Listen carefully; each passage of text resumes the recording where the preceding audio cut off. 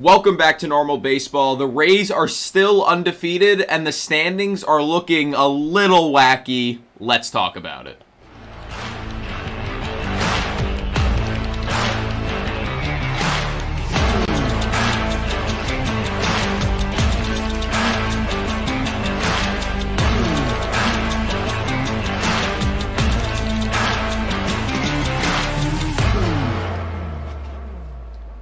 What's going on? Welcome back to Normal Baseball. I'm Alex Normal Dog. That's Lewis. And we are officially done with a lot of baseball for the weekend. Weekend baseball is now over.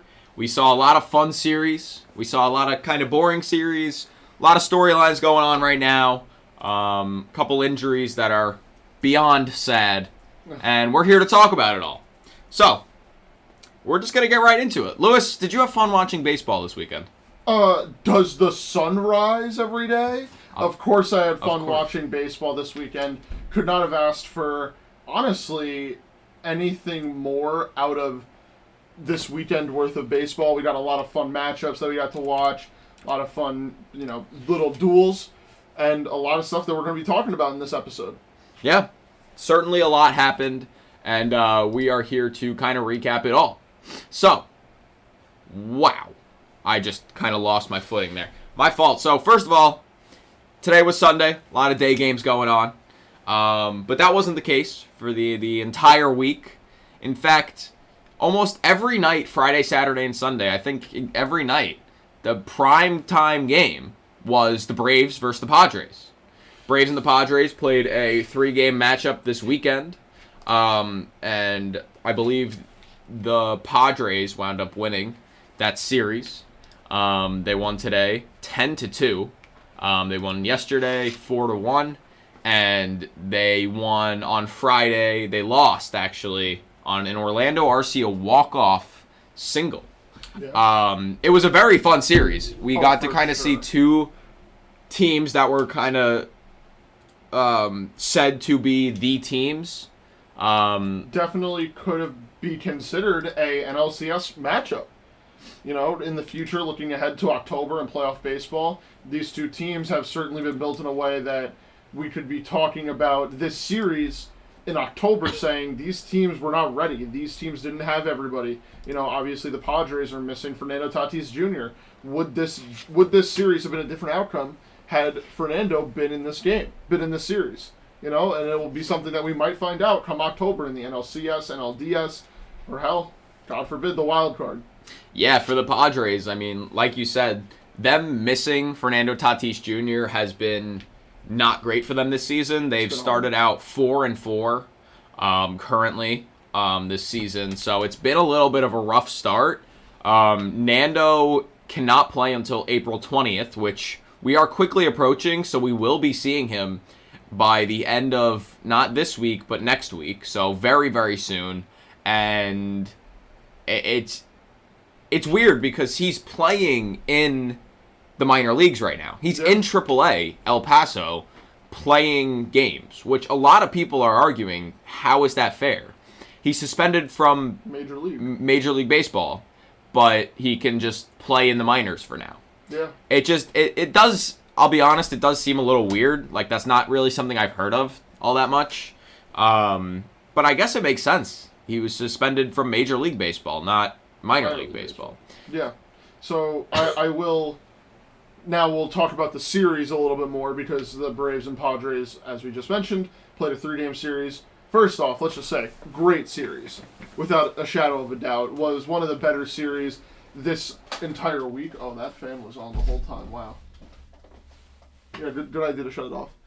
Okay, anyways, I will say that the first thing that I want to talk about is both of their bullpens looked shaky a little bit. There were some points where you could tell the Braves were missing Kenley Jansen. The Padres needed like a middle reliever of some sort that they just didn't have anybody to lean on at the moment. And it shined throughout this entire series. I mean, if we go ahead and look at just the first game, Blake Snell had 4 earned runs, and then a couple of guys at the back end, Tim Hill and Nabil Krismat, Both had Chris Matt. both had an earned run. Tim Hill actually having 2. And on the Braves side, Kirby Yates gave up 2 earned runs. Lucas Licky gave up an earned run, and Spencer Strider gave up 3.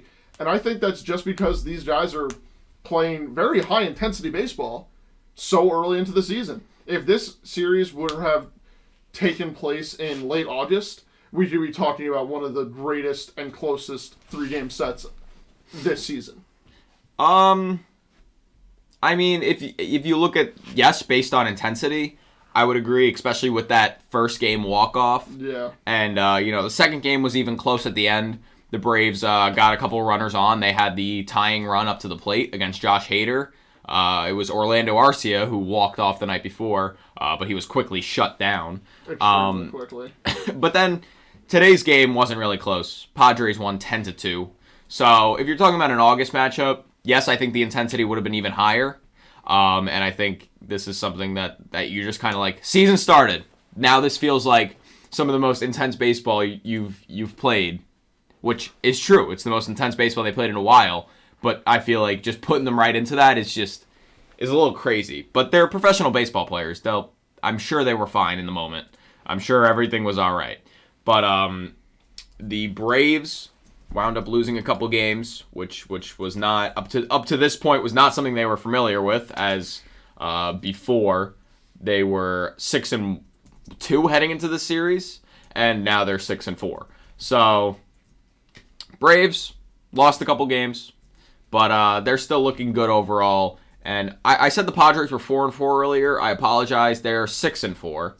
Still not. I would say that's not the start they were looking for, but it's certainly a good start considering that before they headed into the series, they were 3-4 or 4-3.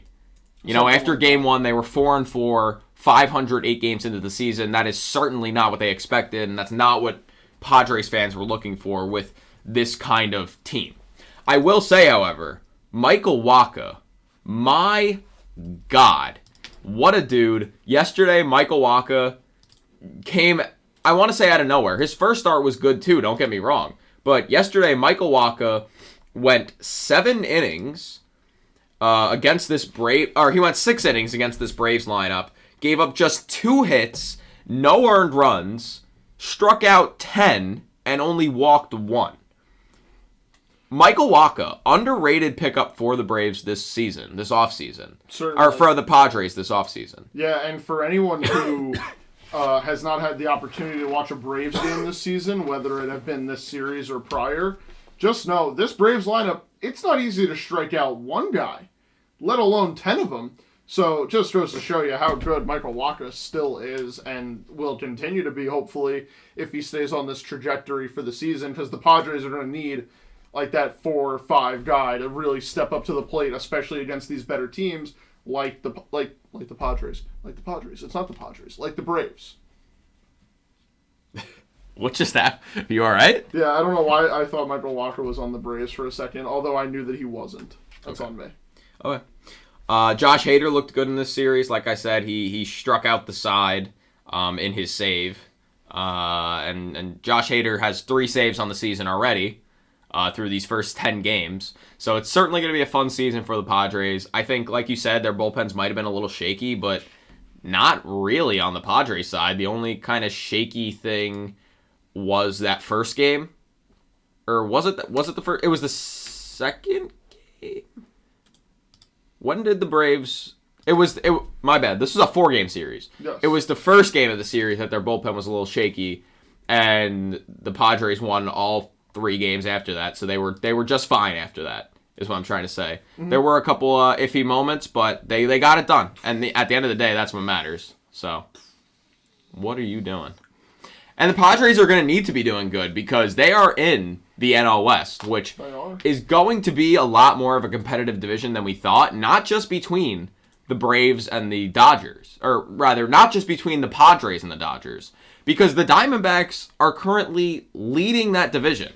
Woo! The Diamondbacks are currently leading the NL West with a record of 6-4, tied with the Padres, but the Diamondbacks just won 3 of 4 from the Dodgers, I believe. And who expected that at the beginning of the season? The Dodgers won game 1 of the series, and then the Diamondbacks won the next 3. The Diamondbacks are looking a lot better than people expected. We tried to tell you guys before the season started that the Diamondbacks were going to be legit this season. No one believed us.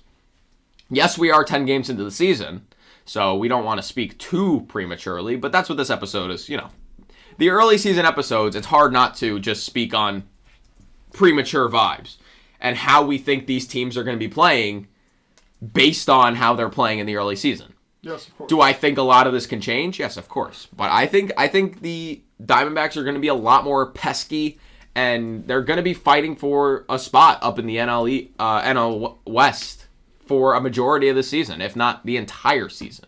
Yeah, so, for sure.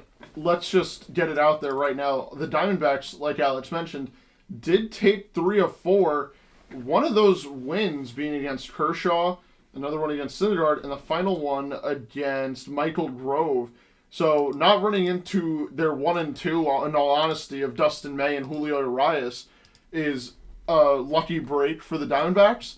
But the fact that they were able to capitalize on that and take still 3 out of 4 is a good sign. Very good sign.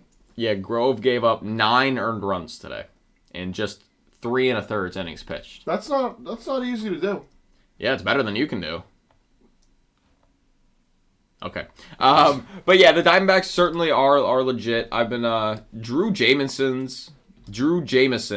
has been a guy that I've been looking at on the Diamondbacks. He's got those amazing Scooby-Doo cleats. That's not the only reason I've been looking at him, but I feel like one of the reasons. No, but I feel like I've heard his name a lot this season already, and we're 10 games in. Mm-hmm. So I don't know. I'm going to be looking at Drew Jameson all season long. He seems to be more of a high leverage guy for them, which I love. He's currently 2-0 with a 2.16 ERA. So yeah, everyone keep Drew Jameson in their mind. Also, in Game 3 of the series, or Game 2 of the series, I believe it was, the Diamondbacks hit back-to-back homers with Corbin Carroll and Evan Longoria. And I saw a stat that said Corbin Carroll was just 7 years old when Evan Longoria hit his first major league home run. And 2 nights ago, they hit back-to-back home runs. So I found that just absolutely insane, the kind of veteran presence and the rookie presence that this Diamondbacks team has. And I feel like there's just a lot of a good mix of ages and veterans and more less developed players and more developed players. Just, I feel like it's a really good mix, and the team has a lot of chemistry. So I'm really liking this Diamondbacks team. Yeah, for sure. And I will say that the veterans that the Diamondbacks have brought in have been the right style of veterans. It's not the egotistical filled, I'm going to get my at-bats and then go home type of veterans. They're the ones who are willing to teach, especially Evan Longoria, who I don't know if anyone is as familiar with his presence online as maybe Alex and I are, but Evan Longoria does do a lot of work on the social media side of things, and he likes communicating with not only fans, but also with players and teaching them and, passing on what he knows to the next generation of ball players. So there's no better place for him to be than in this Diamondbacks organization, where all these young guys are coming up, these guys who don't have 10, 15 years in the show, that they need to learn certain things that only Evan Longoria and other veterans can teach. Yeah, it fits. That's a lot of what he said when he joined this team, is that he was really excited to see all these young guys and be able to kind of be a mentor for them.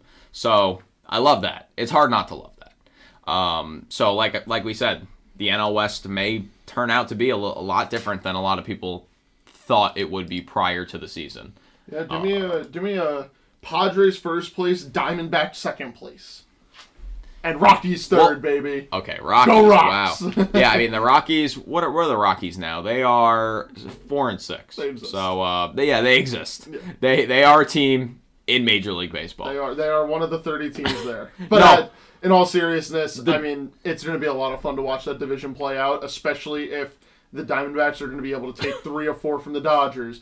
We'll see what they do against San Diego, and we'll see also what they do against one of the hotter teams in baseball, the Milwaukee Brewers. is their next series. Yeah, I wanted to say a couple things against for the Dodgers too. We can't forget they're also missing Tony Gonsolin, Walker Buehler. So this is a lot stronger of a team on the pitching side than they currently are right now. They have a lot more pieces that just aren't with the team right now, aren't playing right now. So I'm certainly not saying the Dodgers are bad in any sort. I even think that we might have underrated them heading into the season because they're still a very, very good team. But especially with the way James Outman is playing and a bunch of other guys. Oh, yeah. James Outman has been playing very, very well for them. I believe he homered today. I could be wrong. No, maybe he didn't homer today. He homered in this series, and thus far this season, he's played all 10 games. He's batting .296 with a 1.235 OPS. He's got 3 homers, 2 triples, and 9 RBIs with 7 walks. He's a Dodgers rookie. Do we really expect him to not have a good season? The Dodgers don't have rookies that have bad seasons. They just don't. Which is impressive. So good for the Dodgers. Yeah. For the Dodgers. So what were you saying about those Brewers? So the Brewers are actually they're next up on the schedule for the Diamondbacks, and I do just want to jump into the Brewers' previous series where they took 2 of 3 from the Cardinals and looked pretty damn good doing it. Obviously, besides one outstanding start by Jordan Montgomery on April 8th, which was the middle game of the 3-game set. But the other 2 games, we can go on and on about this Brewers team because although everyone counted them out and said, the Cardinals are the guys who are going to run the NL Central, the Brewers sit atop the NL Central right now. They are sitting pretty at, I believe, 7-2. And the Pirates, Cubs, and Reds are all ahead of the St. Louis Cardinals. So the St. Louis Cardinals either need to pick it up or these guys need to come off of Cloud 9. The lineup is perfect, in my opinion. I believe we talked about it last episode after we talked about them sweeping the Mets. But having this combination of young guys, a former MVP in Yelich who looks really good, Rowdy Tellez, the Brewers brewer, Willie Adames, just everything is coming together so perfectly for them. And even though they might get a bad start or 2 from guys who won the Cy Young, like Corbin Burns, and guys who we could expect to be in the running for best pitcher on their team, Brandon Woodruff, Eric Lawler, the fact that they're still stringing together wins and their bullpen is coming in clutch when it needs to is a really big part in why these Brewers are playing so well. And I say keep an eye out on them. Yeah. The Brewers have only lost 2 games this season. They're 7-2.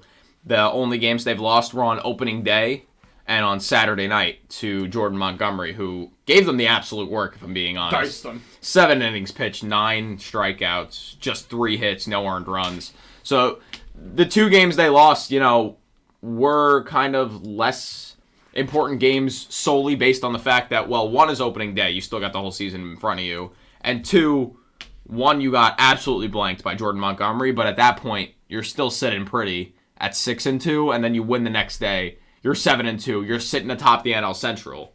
You're having a great time up in the top of the NL Central. Yeah, for sure. And I agree, by the way. I love watching this Brewers team. I think that their lineup has a really, really good mix of guys. So let's go Brewers, honestly. Yeah, go Brew Crew. The NL Central is looking a little weird, though. Or rather, weird in the aspect of who thought this was going to happen week and a half into the season. Because I'll be honest, I sure did not.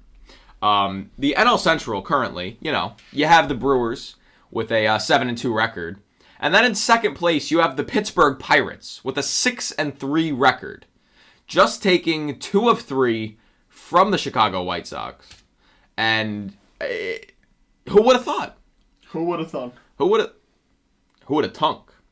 Thunk. Tunk. Tunky thunk. Continue. Anyway, the Pittsburgh Pirates, McCutchen comes back. They had their home opener. Big ovation. Brian Reynolds is absolutely going off. That's literally the only way I can describe it. Everything's been clicking for them. Yeah. Even their pitching has been pretty good, which is certainly not something anyone expected. I know 2 days ago on Friday they gave up 9 runs. Yesterday they gave up 11 runs. But like today, they gave up 1 run. And they gave up no runs. My fault. They gave up no runs. They scored 1 run against Michael Kopech, and they won the game 1-0. Mm-hmm. Obviously, tragedy struck in this game when O'Neal Cruz did, unfortunately, fracture his ankle on a slide to home plate and a collision with Sebi Zavala. Absolute terrible news. It just saddens me. But we'll see O'Neal Cruz back. I don't want to get too emotional right now, so I'm going to contain myself. Yeah, keep the tears in. And just say I hope the Pirates can continue on this incredibly good path while he's gone as well, because this team has been looking so much better than anyone could have expected. Who would have thought that Brian Reynolds would have come into this season and through the first 9-10 games of the season bat .400 with 5 home runs, a triple, 2 doubles, 14 RBIs? Who would have thought? I wouldn't have. I would not have. After all those contract negotiations and him requesting a trade before the season started, now he's playing like this? He wants that extension. He does. He wants it bad. Are the Pirates going to give it to him? I hope so. However, it would be nice to see him on a team that will guarantee him that he will be competing late into the season, late into October. If anything, Dodgers trade piece. I feel like this is a Dodgers move because he's still young, he still is on that rookie deal, so it does not affect their pursuit of Shohei Ohtani this upcoming offseason.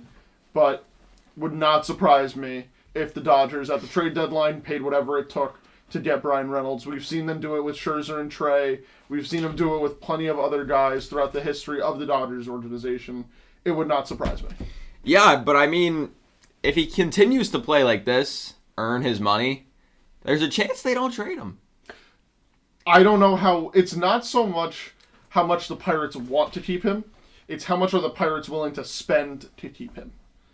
Would they they get more value out of trading him and basically getting, 3 or 4 rookie contracts again? Or paying him a shit ton of money? But then the question becomes, say the Pirates keep up this good play, and they're still second or third, like in the wild card hunt, come the trade deadline. Then they don't sell. Right, why not keep him? They would have to keep be out of it. And with how everybody's playing on the Pirates right now, they're not going to be out of it. Yeah, they're definitely not going to be out of it. To me, it's just a matter of can they keep it up, and if they do, for how long?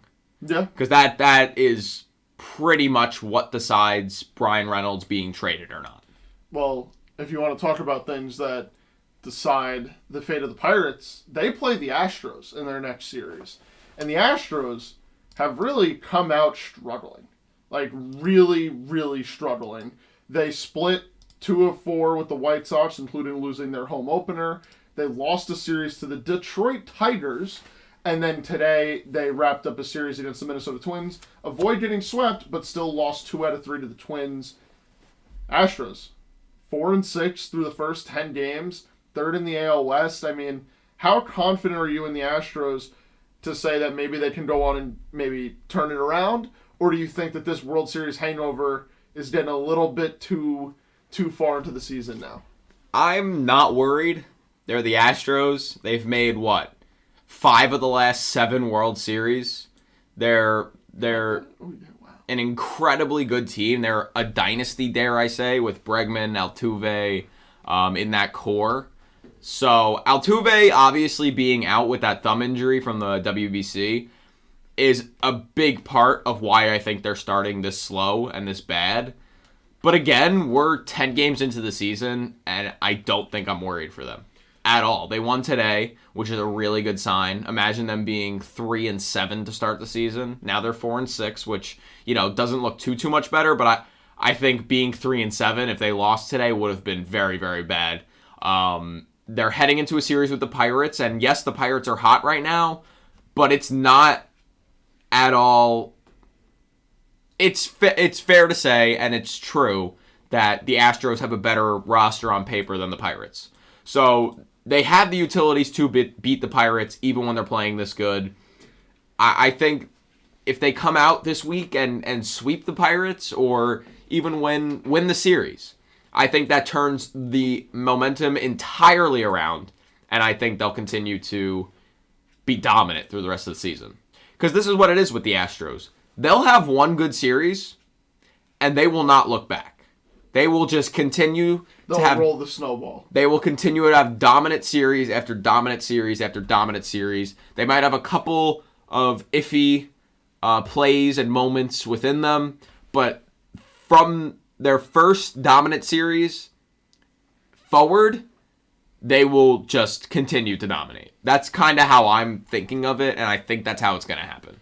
All right. Just to put some perspective in here, the 2022 World Series champion Houston Astros last season finished fifth overall in team batting average. As of right now, they are 12th, and they also have 3 guys batting below 200. Two of them, honestly, being the most concerning, in Jeremy Pena and Alex Bregman, who are really struggling out of the gate. I trust Alex Bregman to turn around, but do you think that Jeremy Pena will? Yeah, I do. I think both of them will. Jeremy Pena had a home run yesterday. I know he's batting, 179 right now?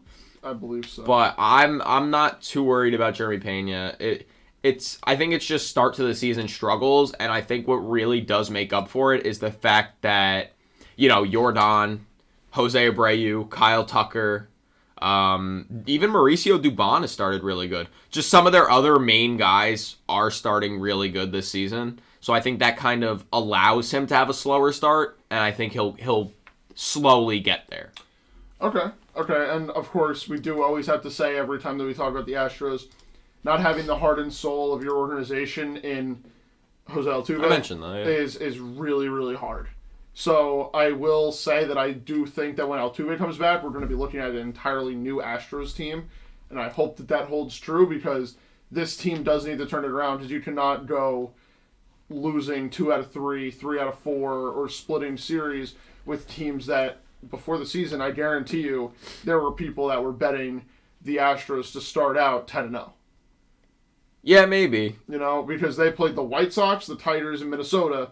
And if you guys watched baseball at all last year, in the regular season, the White Sox got absolutely rolled through by the Astros. The Tigers, it was like child's play. The Twins put up a little bit more of a fight, but again, the Astros still rolled right through them. It doesn't make sense to how this season's starting, but I do hope that for the sake of baseball, for the sake of the Astros, for the sake of their fans, they turn it around. Yeah, I think going into the season, I think I would have seen them as, 8-2 to start the season. I think, lose one to the White Sox, lose one to the Twins, sweep the Tigers, easy pickings. 8-2, you start out. Incredible start. But this is not what I expected. Yeah, even if I were to expect them to have a little bit of a World Series hangover, I wouldn't have expected them to start 4-6. Maybe 5-5. Mm-hmm. Wouldn't pick up one more game. Win that Tigers series, but it's one game, but it does. I mean, when the season starts, that's when games matter. Yeah, you can't say that the games matter only after the All-Star break, or when your team turns it around. They matter from the opening day. They matter from Thursday, March 30th. That's when they matter. From that moment on, it does not matter until the Commissioner's Trophy is raised. So, Astros, I do hope that it gets turned around and something gets fixed there, because they are going to need it going into this upcoming week and the rest of the season in general. Yeah, the biggest bright spot for the Astros in terms of their lineup has been Jose Abreu. And even then, he's had one extra base hit all season so far throughout these first 10 games. Yeah. He's just, getting on base.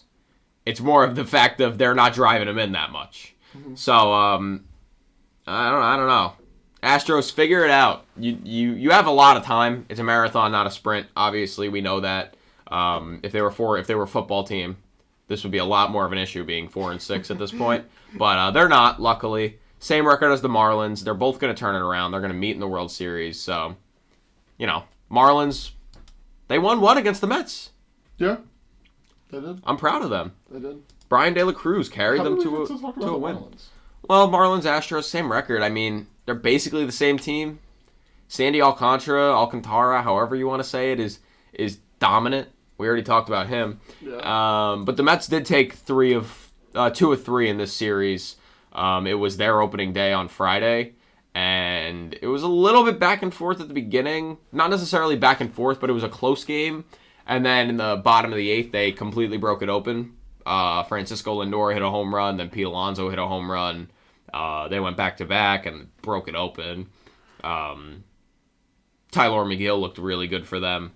Their bullpen was kind of holding it down. But, yeah, they took 2 or 3 from the Marlins. I love the Marlins. Boys down south, love them. Of course, and now just think about it, Marlins fans, you won't have to see these Mets again until basically the last 2 weeks of the season. And that's good for them. They like that. That is good for them because guess what? That means it gives the Marlins time to pick it up and the Mets time to cool it down a little bit from the Marlins. Let's be honest. I think by the time these two teams meet, one of them will be out of the playoff picture. And unfortunately... Will we say who we think it's going to be? I won't say right now. I won't say. I'll keep it quiet. But however, if you know about the boys down south, you might know who we're saying. Maybe. Maybe. We'll see. We'll see. Launch season marathon. However, regardless of the Marlins' record right now, they are still the second best team in Florida. Because the Tampa Bay Rays have started absolutely dominant. The Tampa Bay Rays are currently 9-0. They have not lost a single game thus far. They swept the Tigers. Whoa, you sleeping on them? Are you sleeping on the Rays right now? Is that what you're trying to tell me? They swept the Tigers. Who'd they even play in their second series? The Nationals. They swept the Nationals. And they just swept the Athletics. Absolutely dominated. Their run differential is like plus 57, I believe, which is like the highest run differential through a team's first 9 games of the season since like 1900 or something like that. They have had an incredible start to the season. Lewis, I know you're not high on them at all still. Not at all. But I think regardless, if you look at a 9-0 record to start the season, you can't be not impressed at all. Yes and no. The yes, of course, it's baseball. Anything can happen.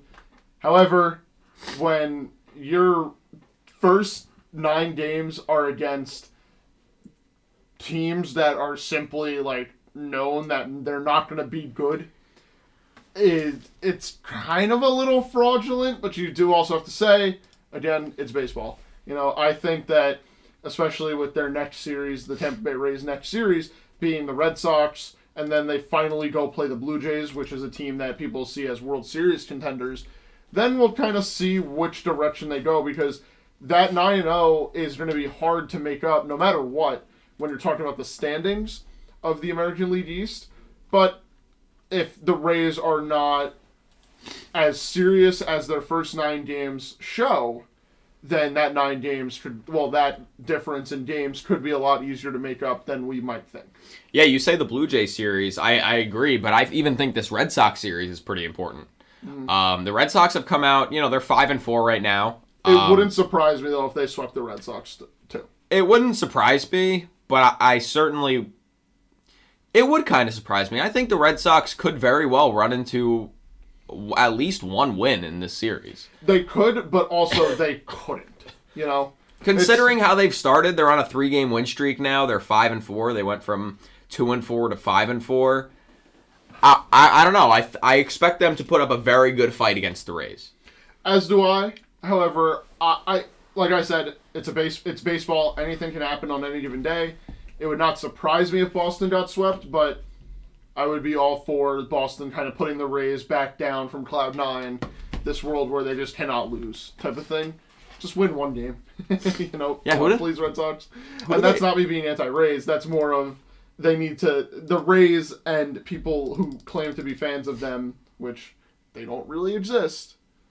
They definitely need to be put down silently a little bit. Very, very silenced, please. Put a little bit of the lower in the volume type of thing. Well, after the Blue Jays series, I hate to be the one to tell you this, but they play the Reds. They go in to play the Reds, and then the White Sox, which the White Sox have been good. So I don't want to take that away from them. Yes, they're 4-6, but they've put together some really good games. and they ran into a very, very hot Pirates team. So, do what you want with that. But the Rays have had it very easy so far this season. But still going 9-0 with that big of a run differential, it does say something. Their pitching has also been lights out with teams that very well could score a good amount of runs on any given day. I believe the Nationals, they scored 6 runs today. They scored 7 runs yesterday. Like, teams can score runs. And the fact that they've kind of blanked almost every team so far is just, it's impressive regardless of how you look at it. So the Rays. What do you think they'll get to 12-0? Do you think they'll sweep? Do you think they'll sweep the Red Sox? Would you be able to confidently? No, I could not confidently say that. I would not surprise me. However, I don't want to say that in confidence because, like you said, the Red Sox could get hot. Well, they are kind of hot going into it, and like I said, it's also baseball. Anything can happen on any given day. Okay, so if you had to say coming out of this next series, so the next 4 games against Boston, and then after that, the next, I believe it's 3 games against Toronto. What is their record coming out of that? So their next 7 games, they're currently 9-0. What will be their record at the time we're recording the same podcast next Sunday? What will be their record? If you had to throw a number out there. 12-3. 12-3, okay. Well, 13-3, sorry, because that's 16 games, right? That's game number 16. Well, they're 9-0 right now, so. Yeah, 1, 2, 12-3 would be, 16, 13-3. You think? 13-3, but if they come out 16-0, I will gladly, 16-0. I will apologize. I don't even know when the last time that has happened. That is incredible. This is Moneyball working. I know the longest win streak to start the season, the most recent one was the 2017 Orioles, or the 2018 Orioles, 2016, somewhere around there. But good run from the Rays so far. I'll give them a round of applause for that. Round of applause for the Rays. Because regardless, like you said, anything can happen in baseball. Yeah, for sure. Staying in the AL East, we have the Yankees and Orioles played in a series this weekend. The Yankees took 2 out of 3. The Orioles took the first game of the series, and the Yankees came back to take the second and the third. The Orioles looked pretty good. They put up somewhat of a fight. I'd argue, not much of a fight. The first game they won 7-6 purely because of the Yankees' wild pitches that kind of allowed them to score a run at the end to give them the lead. And then yesterday, or rather Saturday night, Stanton, they lost 4-1. It wasn't that close of a game when you were actually watching it. You kind of were going in it saying oh yeah, the Orioles aren't going to score these next few innings. You could just tell. And then today, it was a close game for a while until Aaron Judge hit 2 home runs because Aaron Judge is just that guy. I love Aaron Judge, by the way. 2 home run day for Aaron Judge kind of propelled the Yankees to the last one of the series. The Yankees are 6-3. They've had a very good start to the season as well, considering they don't have Luis Severino. They don't have Carlos Rodon. They don't have Harrison Bader. And they don't have if honestly every guy on their IL who is a relief pitcher were to just go to a different team, they could make their bullpen, whatever team they went, that whole team got sent to, they could make their bullpen a top 10 bullpen. Yeah, Jonathan Loizaga, Scott Efros, Canely, Lou Trevino. I mean, they're missing a bunch of guys. It'll be interesting to see what happens when they all do come back. But wishing a speedy recovery as we do with any player that's injured. Yeah, I'm interested to see because the Yankees play the Guardians, which is, I'd say, so far their biggest test this season. Yeah, that's fair. So hopefully, and they're in Cleveland, so. They're going to need to be playing some pretty good baseball in order to beat the Guardians in Cleveland. And that's, I believe it's the second game of the series. Garrett Cole will be on the mound. The Guardians fans are going to let him hear it. That it's going to be probably the first real, full-on, we're in enemy territory game of the season for the New York Yankees. Yeah. Because for Baltimore, a lot of Yankee fans made that drive. We considered making that drive for this series. But we'll see what happens when they go to Cleveland this upcoming week. Yeah. As far as the Orioles go, I would like to say Adley Rutschman is... Yeah, claps for Adley Rutschman. He's doing great on my fantasy team. Thank you, Adley. He's doing absolutely amazing on my fantasy team as well. Adley Rutschman so far to start this season through the first 9 games, he's batting .389. 2 homers, 6 RBIs, 6 walks, 14 total hits. Adley is a catcher with a bat. And nowadays, that is extremely not seen. And I'm so happy to see it. There are only, in all honesty, 3 catchers that have that. Yeah, Will Smith. Adley, Will Smith, and JT. And hey, like I did in our preseason ranking top 10 in each position, I put Adley above JT. Yeah, And I will say, right now, it's paying off. Yeah, let's hold the phone. Looks like he is better. Let's hold the phone, please. Hold the phone. Yep. Wow. Really predictable. Thank you. Hello, yes. What was that? Oh, yes. JT Realmuto is fraudulent and not the number 1 catcher in all of baseball. Then who is it? Adley Rutschman. That's why he must be right. That's why he's behind you. Look at Adley.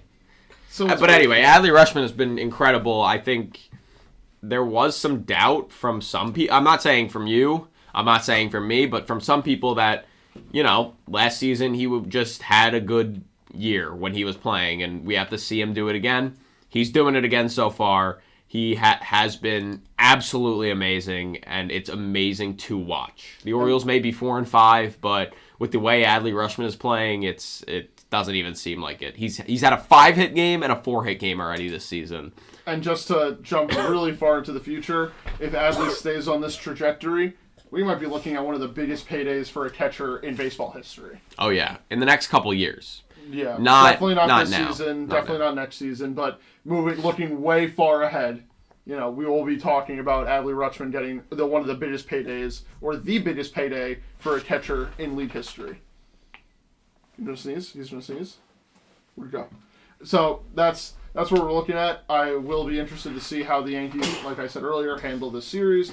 As for the Orioles, they look solid. I think that they just ran into what is a very, very good team in the New York Yankees. Their next series is against Oakland. They play 4 games against them in Camden Yards. So let's get back on track. Orioles. Especially playing a team like the Athletics. This is your chance. Yeah, get back on track. Get the ball rolling again. Then you have a few in Chicago, Washington, Detroit, Boston, Detroit again, Kansas City.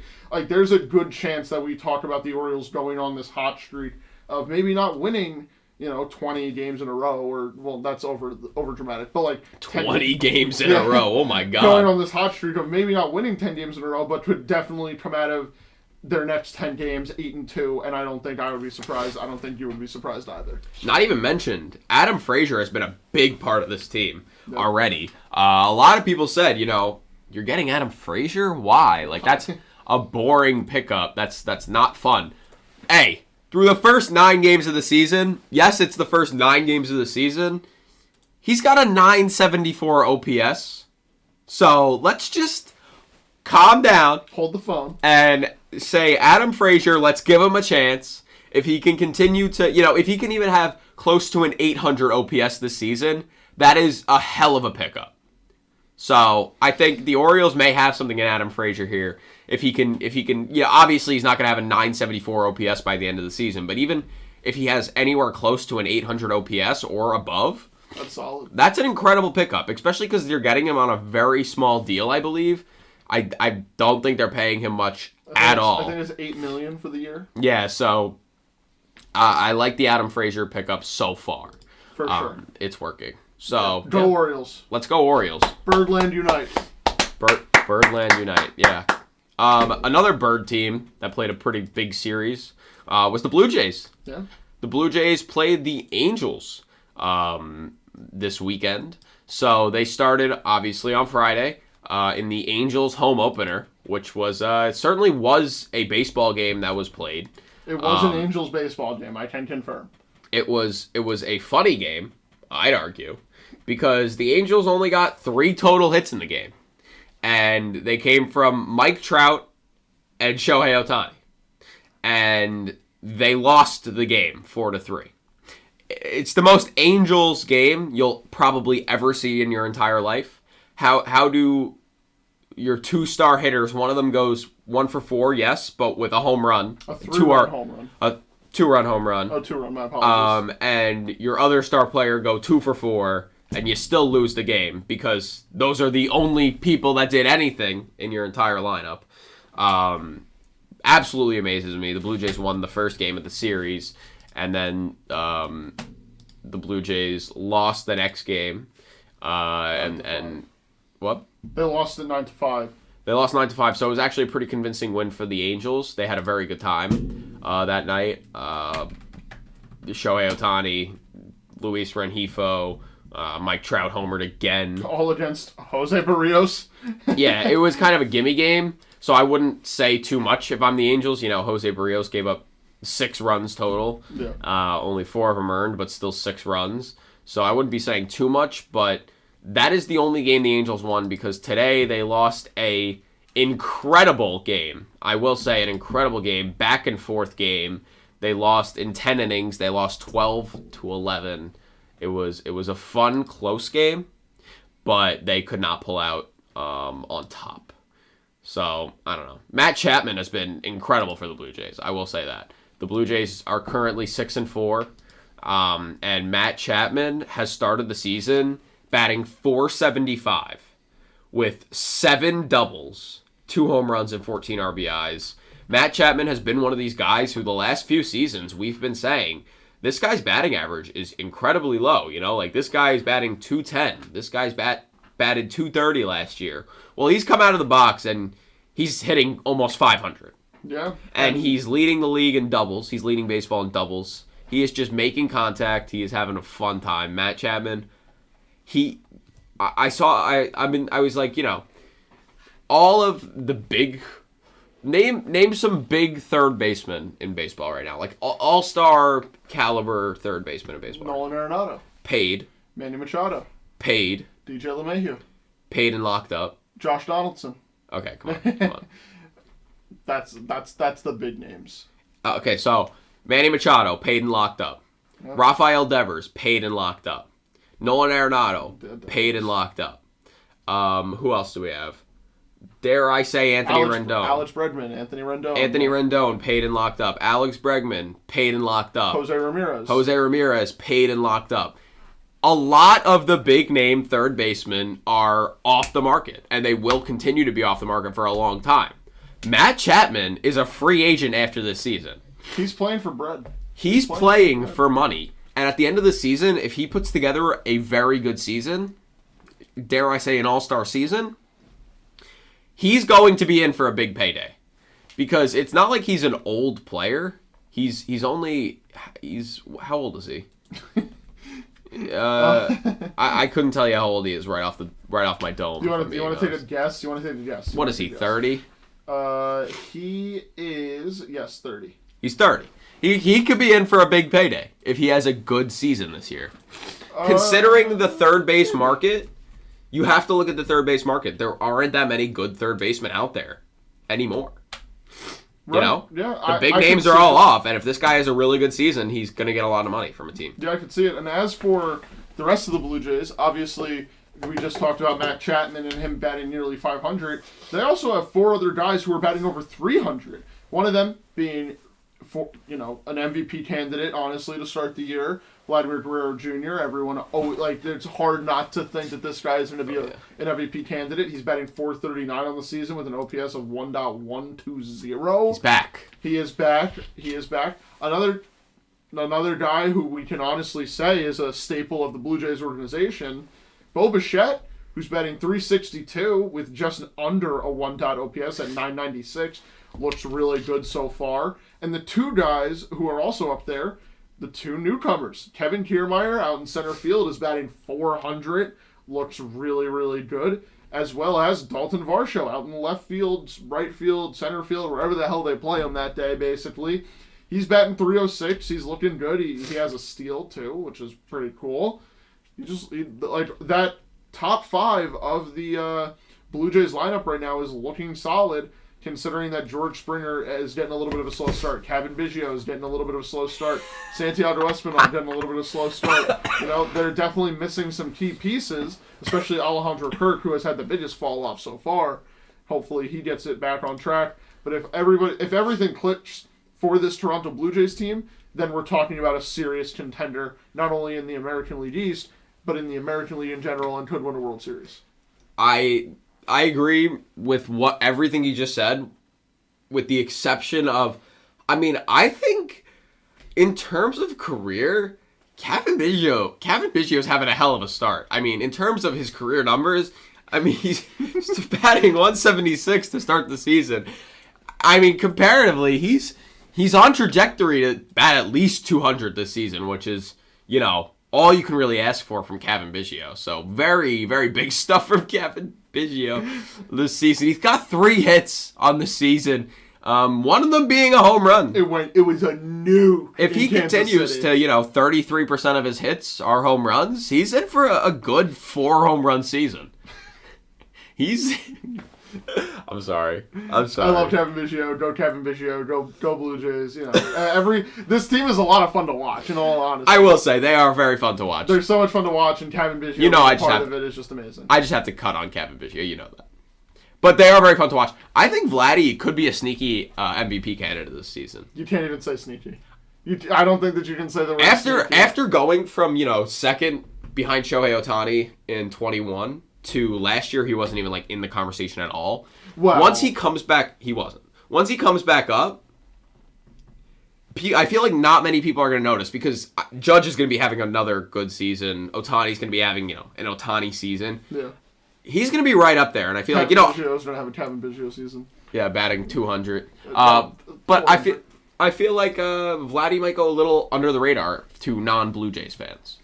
Which shocked me because in 2021, he was the highlight. He was the guy. He was the guy besides Shohei Ohtani, which... It was the saying at the time. If Shohei Ohtani didn't exist, Vladdy wins that MVP. Yeah.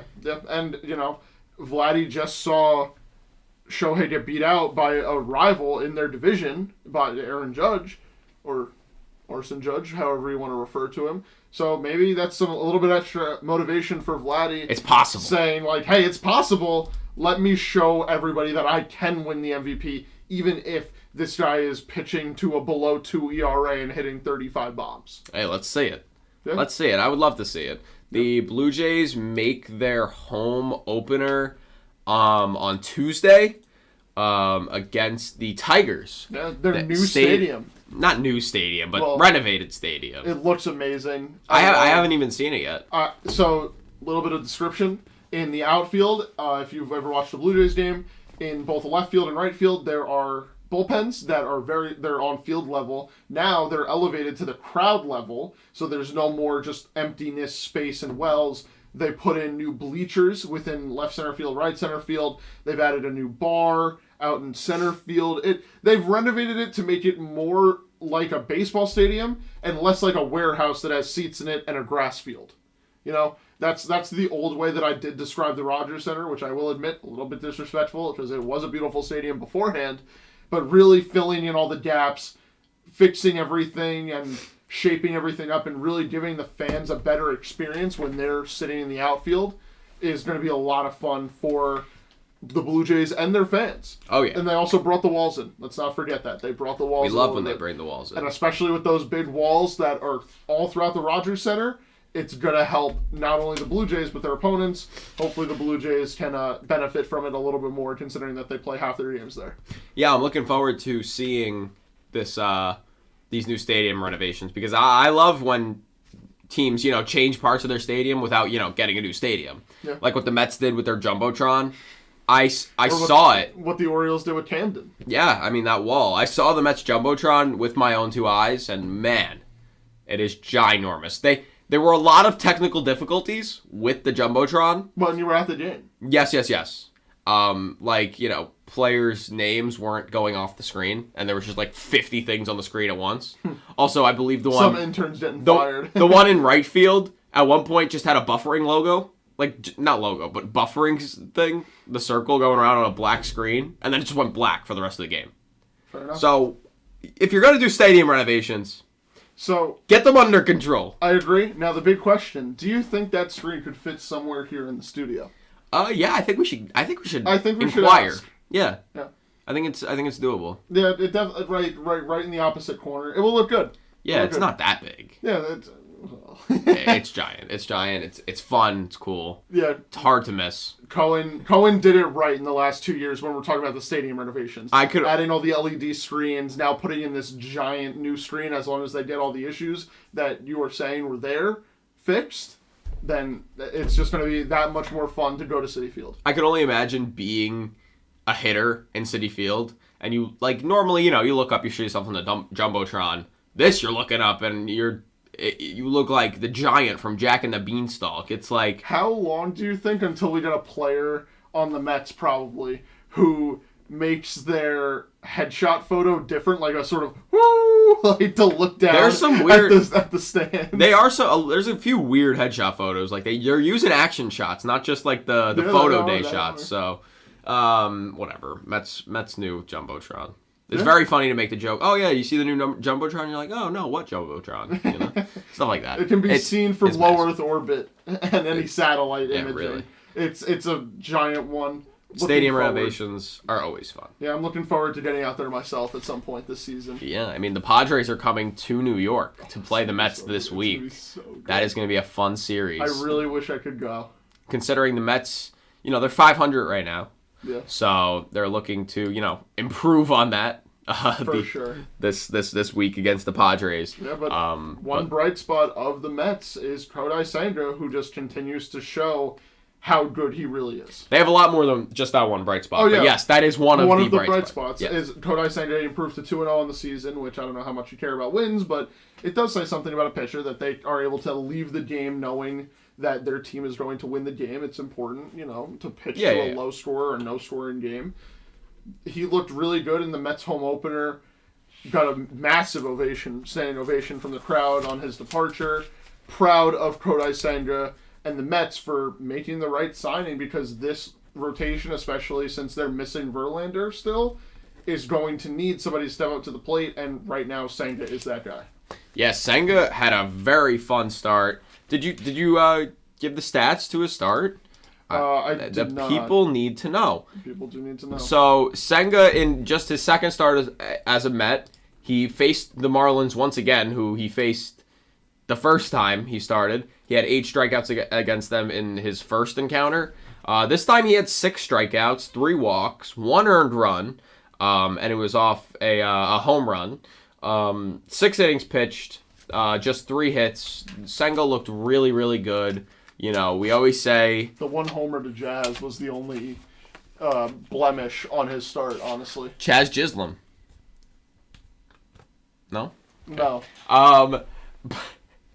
I'm so sorry. Yeah, you should be sorry. That ghost forkball is nasty. Deadly. I love what the Mets are doing with it. They're just embracing the fact that it's called the ghost forkball, which I love. Yeah. I absolutely love. That pitch is nasty.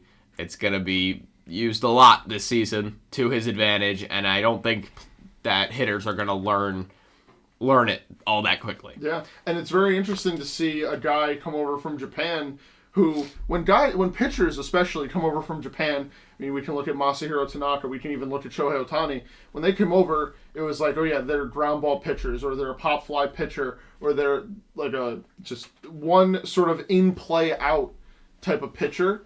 This Kodai Senga is a swing and miss pitcher, and there's no other way to put it. He has looked great. Yeah, he's not like he's not like the DeGrom strike. I'm going to strike out 15 guys every time I go out there. No, but he induces very little contact, if no contact at all, inning by inning, and he rarely ever gets the ground outs. I mean, he had 8 strikeouts in his first start and 6 strikeouts in his last start, with, like I said, the one blemish being the home run to Jazz. It's pretty interesting to see a Japanese pitcher come over into the States, into the MLB, and sort of start off as hot as he is starting off. It's very interesting to see, and I'm happy to say that Kodai Senga looks great. Yeah, especially considering the other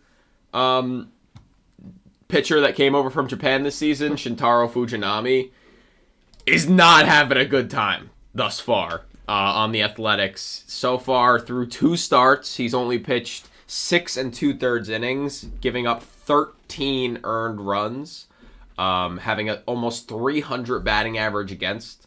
He has not been great. If you're doing the math, I'll do it for you. That's a 17.55 ERA so far through 2 starts. Yes, but it's not looking good. I agree with you. However, the one thing I do want to say is I think it's super cool that he's getting to live out this dream that he's had. Yeah, and I'm not discounting let that. me say, I think my media moment of the week, like, dare I call it that, or even of the month or of the season, is seeing Fujinami's mother in the stands in Oakland, like, just going ballistic for him. It's really cool to see. I hope that he turns it around and figures it out, because he deserves it just as much as any other pitcher to really be good in this league. Yeah, I'm not trying to discount him for being here. I'm just saying he's not had a good start. I'm just giving the facts. His second start was better than his first. Yep. His second start, he went 4 1/3, only gave up 5 earned runs. So I'm hoping that as time goes on, he'll get more and more adjusted. Yes. Because I'm a big Fujinami guy. He's still on my fantasy team. He's been losing me points, but it is what it is. I'm going to put him out there every start. I'm trusting the process. His second start was better than his first start, and it was against a hot Rays team. Obviously, the Rays, they were 7-0 at the time. Yeah. And they beat up on him, too, to go 8-0. The Athletics next week will be playing. That's a great question. Who are the Athletics? They play Baltimore at the beginning of this week, but I don't think Fujinami will get a start against Baltimore. I think he will be getting his next start against the Mets. So that's going to be another test for him. And I think he's up for the task. And I think we'll slowly see him get better and better and more adjusted to baseball in the States. Yeah, I hope so. Go Shintaro Fujinami. Shintaro. Sorry. Shintaro Fujinami. What else we got? I believe that's when we time to hit our last topic of the episode. Yeah, so lastly for this episode, we are going to give our Players of the Week. Yes, we are. Players of the Week, everyone. So, last week I gave you our NL Players of the Week. Lewis gave you our AL Players of the Week. Now we are switched.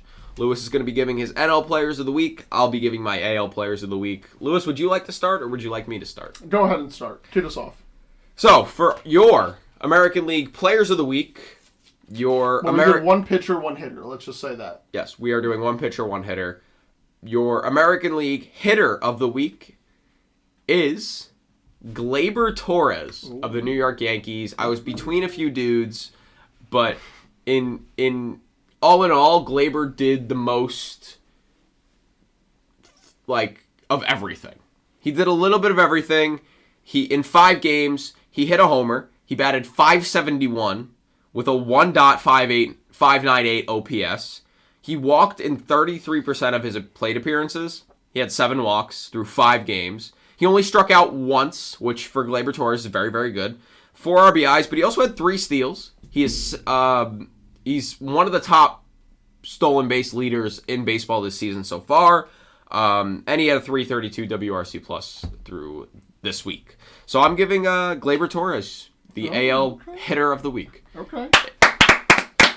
Some honorable mentions. I was, thinking Adam Duvall. Obviously. That's who I would have guessed. Adam Duvall was definitely up there on my list. It was kind of hard for him not to be, for pretty obvious reasons. Who else was up on my list? Luis Robert. He had a 2 home run game. He had a lot of RBIs. He hit really well. 455 batting average, 292 WRC plus. He was up there for me. Even Miles Straw had a really good week. He stole 4 bases. Had 4 RBIs. And, just kind of got on base a lot.